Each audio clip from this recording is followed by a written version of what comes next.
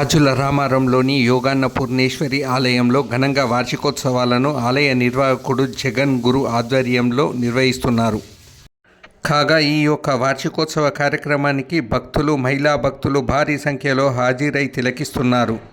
కాగా ఈ ఆలయంలో గత 30 సంవత్సరాల నుండి ఏకధాటిగా అన్నదాన కార్యక్రమాన్ని నిర్వహిస్తున్నామని ఆలయ నిర్వాహకుడు జగన్ గురు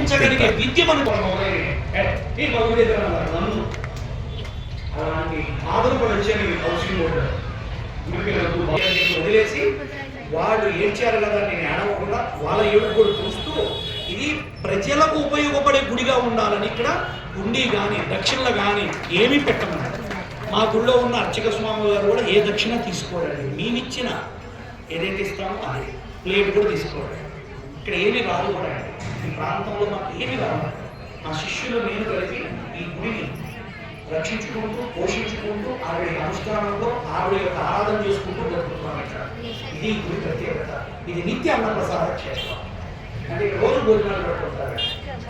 ఇది దాదాపు 9 ఏళ్ళు అయిపోయింది. అంతకు 20 ఏళ్ళు పెట్టాం. 30 ఏళ్ళ నుంచి నేను నా శిష్యులు ఈ చేత్తో అన్నం వండుతూ పెడుతూనే ఉన్నాను.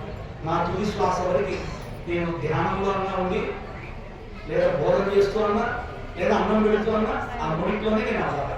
అదే అమ్మవారిని అడిగేది. ఆ గర్భాలయానికి వెళ్ళిపోయి నా శేష జీవితాన్ని గడుపుతూ హైదరాబాద్లో ఉండే చాలా మంది వ్యక్తిత్వ వికాస నిపుణులు నేను వెళ్ళి ప్రవచనాలు ఇస్తూ ఉంటే మా శేష జీవితం కూడా మీ దగ్గర గడుపుతాను జగన్ గురూజీ అని చెప్పారు. మొన్ననే పతాక ఇదే ఆయన కూడా అనేవారు, తొందరగా కట్టేదే వచ్చి మీ దగ్గర ఉంటామనేవారు. అలాగే గొప్ప క్షేత్రానికి రుచికులందరూ కూడా ఆశీస్సులు ఇవ్వండి. మీరు చేసే ప్రతి దాంట్లో గురూజీ అనుకున్న గర్భాలయం కట్టాలి అని సంకల్పం చేయండి.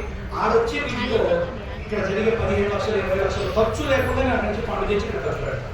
అందులో ఆ దేవాలయంలో ప్రెగ్నెంట్ల కోసం గర్భరక్షాంబిక, సంతాన గోపాలస్వామి, అన్నపూర్ణాదేవి, ఈ అమ్మవారి ప్రత్యేకత ఏంటంటే సంతానం ఇస్తుంది ఎవరికైనా, అది ప్రత్యేకత. అట్లా సో అలా మేము అన్నీ చేస్తూ చాలా బాగా తీసుకెళ్తున్నామా. ఇక్కడ ప్రతి రూపాయి ప్రతి వస్తువు జాగ్రత్తగా పడతాం. ఇప్పుడిప్పుడే నా శిష్యులు అభివృద్ధి అవుతూ మాకు సహాయం చేస్తున్నారు. కొట్టేపల్లి రాజు గారని నరసింహరావు గారు ఉండేవారు, వారు కూడా చాలా సహకరించేవారు. వాళ్ళ అబ్బాయి కూడా బాగా సహకరిస్తున్నారు. మా సీనన్న ఈ మధ్య మా స్కూల్ న్యూయర్ స్కూల్ అని ఉంటారు. వాళ్ళు కూడా లాస్ట్ ఇయర్ స్కూల్ ఫీజు నుంచి అమ్మవారికి 5 లక్షల రూపాయలు రిజర్వేషన్ ఇచ్చి అమ్మవారి కార్యక్రమాలు ఆపండి అని చెప్పి పిల్లవాడి నుంచి 100 రూపాయలు తీసి వాళ్ళు తెచ్చి అమ్మవారికి సమర్పించారు. ఇలా నా శిష్యులు ఇప్పుడు కూడా దగ్గర అవుతూ ధన రూపేణం, వస్తు రూపేణం, ఇలా వ్యక్తి రూపేణం నా పక్కన పాలించి నన్ను ఇక్కడ నడిపించడానికి నాకు అభిముఖమైన శక్తి యుక్తులు ఇస్తున్నారు. అందరూ కూడా మీరు మంత్ర ఆశీర్వచన శక్తులు నాకు ఇచ్చి నా కార్యానికి నేను ఒక మిజైల్గా వెళ్ళేటట్టు నన్ను తయారు చేయమని అందరినీ కోరుతూ సెలవు. అనుష్ఠానం చేస్తారు పంపిస్తారు. అలాంటి కుటుంబం ఎమ్మెల్యే చెన్నారెడ్డి గారు ఉన్నారు మహబూబ్నగర్ జిల్లా. ఆయన వీళ్ళందరూ మా ఫ్యామిలీ ఫ్రెండ్స్ అన్నమాట. ఎక్కడో అందరం అయినా ఇక్కడ వచ్చిపోతుండేవాడు. వాళ్ళ ఇళ్ళలో ఏ పూజలు జరిగినా మా తాతగారు మా బాబాయ్ గారు వచ్చేవారు. అలాంటి అనువైతే ఉండేది. వాళ్ళు తెచ్చి నన్ను వీళ్ళకి అప్పచెప్తే రామేశ్వర గారు, మైమూర్ రామేశ్వర గారు, విజయ దాసర్ జయ రమేష్ గారు, అలా ఈ పెద్ద పెద్ద సిరీస్ రాజు గారికి యోగా వ్యక్తిత్వం అన్ని చెబుతూ వాళ్ళ కంపెనీలో వాళ్ళందరూ చెబుతూ నేను ఈ యొక్క ప్రక్రియ చేస్తూ ఉన్నాను. సో ప్రస్తుతం యోగా అన్ని కొంచెం పక్కన పెట్టి చిన్నగా చేస్తూ ఎక్కువ అమ్మవారితో ఉంటున్నాను. ఇప్పుడు 2 రోజులు కూడా ఎక్కువ గుళ్ళోనే ఉండే ఉద్దేశంలో ఉన్నాము. ఇంకా అమ్మవారిని 2 రోజులు అడిగాను, అది కూడా మీరు కూడా చేయాలి. గర్భాలయం కట్టబోతున్నాను. అదొక ఆలయం హైదరాబాద్ దగ్గర. ఒక గర్భవతి అంటే ఒక సాధకుడికి స్థలం లేదు సరైనది. ఒక గురువు ఎక్కడికైనా పోతే ఎక్కడ కూర్చోవాలో కూడా తెలియలేదు ఆర్గనైజ్ చేస్తారు. కొంతమంది కార్యక్రమాలు ఇస్తారు. బ్రాహ్మణులు ఎక్కడ టీ తాగాలి, ఎక్కడ బాత్రూమ్ పోవాలో కూడా చూపించారు. ఇలాంటి వెళ్తూ చాలా ఉన్నాయి. నేను వెళ్ళి కార్యక్రమాల్లో దేవుడు చూడడం. అసలు మనం యుద్ధానికి పంపేవాడికి కావాల్సిన ఆయుధాలు ఇచ్చేవా లేదా? ఒక బ్రాహ్మణుడు ఎట్లా ఎత్తితే ఎడుకోవాలి చెప్పాలి. ఆయన 6 నెలలు కడతాడు, ఎడుకోవాలని గర్భవతికి కూడా ఒక స్థానం లేదు సరిగ్గా. మా గురువుగారు నాకు గర్భోపనిషత్తు చెప్పి అనుష్ఠానం చేసి మొత్తం కూడా క్లాసులు చెప్పిస్తూ ఉన్నారు. అసలు గర్భం ఎందుకు లేట్ అవుతుంది, ఎలా ధరించాలి, 9 మాసాలు ఉపనిషత్తులో చెప్పినవన్నీ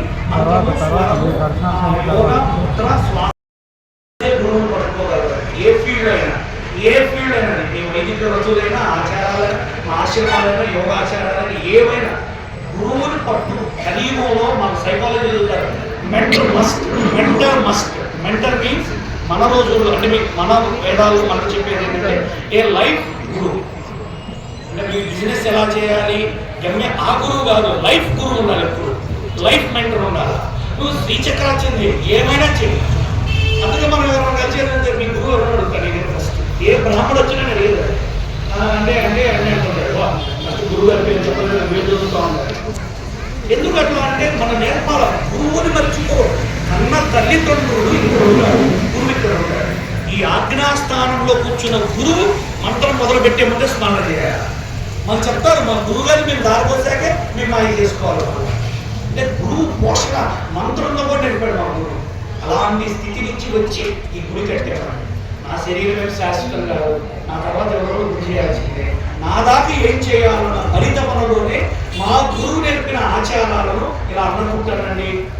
ఇంకా 24వ తారీఖు ఉంది జాతర మహోత్సవం అంటాం. వైదికంగా ఉంటాయి. ఇక్కడ మా ప్రాంతం మాకు కర్ణాటకలో నేర్పిన విధానాలు చేస్తాం. అలా మేము చేస్తున్నాం. అంటే కొత్తగా ఉన్న మీరు కూడా ఇదేదో అనుకోకండి, ఇది కూడా ఇది గురువులు ఆశించి పంపించిన ప్రక్రియ. అంటే దాంట్లో నేను ఇవన్నీ ఆయన చేయలేదు బాబు. మేము ఇప్పుడు నాకు మొన్ననే మా గురువు గారి దగ్గర నుంచి, అంటే మా గురువు గారి తర్వాత ఉన్న వాళ్ళ ఫ్యామిలీ, మొన్న నేను ఈ వీడియోలు అన్నీ పెడుతూ ఉంటే లాస్ట్ ఇయర్ ఫోన్ చేశారు, జగన్ మా గురువు గారు నన్ను జగన్ అంటారు. ఒక్కసారి మరలవాడి వచ్చి ఈసారి అమ్మవారి బ్రహ్మోత్సవాలు దేవాలయం ఉన్నారు మూలవిరాట, అక్కడే మూలం మాకు ఉపదేశం నుంచి మా అందరికి అమ్మవారిని ఇచ్చింది అక్కడి నుంచి. ఒక్కసారి మొత్తం ఉత్సవాలు నువ్వు హ్యాండిల్ చేయవా, నీ విధానంలో ఇక్కడ ఆక్రమించేవా అని అడిగారు. అదే మనం మా టీంలో చెప్పారు, అదే తొందరలో మనం మన ఆశ్రమానికి పోవాల్సి వస్తుంది రోజులతో, నేను బుక్ చేస్తాను, మీరు ఎవరు పెట్టుకోవద్దు. ఒక్కసారి గురువు గారి దగ్గరికి పోయి ఆయన దగ్గర అంతా ఆశీస్సులు తీసుకొని వాళ్ళ సమాధానం ఉంటుందంతా, వాళ్ళ అమ్మగారు ఉంటుంది, మా గురు పరంపర ఉంటుంది. మాది అద్వైత ఆచారం అంతా అద్వైత ఆచారం అండి. మా గురు పరంపర చిదంబరులని, తర్వాత భగవాన్ విశ్వేశ్వరయ్య గారు అని మాకు అట్లా పరంపర ఉంది. 7 జనరేషన్ నుంచి వస్తుంది మాకు. ఆ పరంపరలో మీరు కలిసిన గురువు వారి గురువులు కూడా నేను చూడాలి. నేను వెళ్ళే టైంకి వారి ఇదే ఉన్నారు. అలా మాకు వస్తూ ఉందండి. కాకపోతే కొంచెం ఇక్కడ నా శిష్యులకి నేను పడతలేకపోయాను. అది ఒకటి ఎప్పుడైనా ఫీల్ అవుతూ ఉంటాను. అంటే దేవుడు వాళ్ళు యోగా చేయడం పోవడమే అనుకుంటున్నారు. అందుకే ఇప్పుడు మెల్లగా నేను ఆపి ఈ సంస్కృతిని తీసుకొస్తుంది. అంటే దైవ రక్షణ, మంత్ర రక్షణ, వేద రక్షణ, బ్రాహ్మణ రక్షణ, గోరక్షణ, ఇవన్నీ ఇప్పుడు నా బాధ్యతలు. అంటే ఎలా చేయాలి, ఎలా చెప్పాలి, ఎలా మాట్లాడాలి, ఎలా వెళ్ళాలి. ఫ్యూచర్లో ఇద్దరు ఉంటారండి మంత్రం గారికి. వాళ్ళిద్దరు ఎవరు అంటే రైతు, ఇంకొకరు ఎవరు అంటే టీచర్, అంటే ఆచార్యుడు దొరకడు.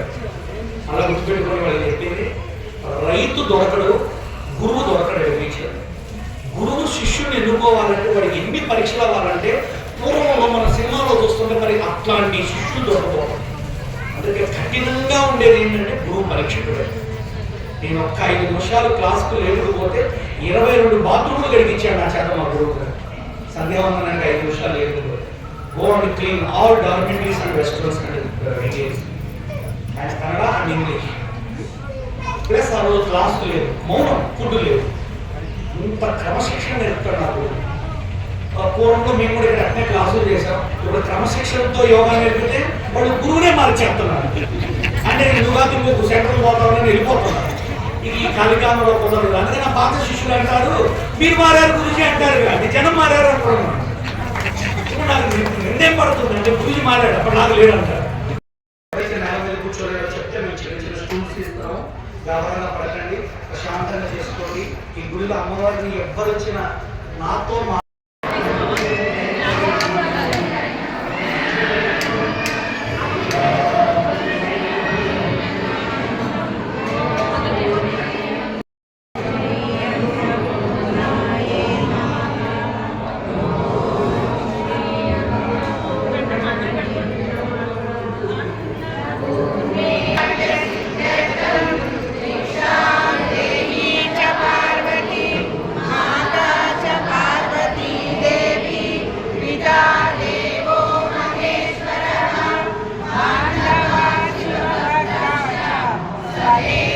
Go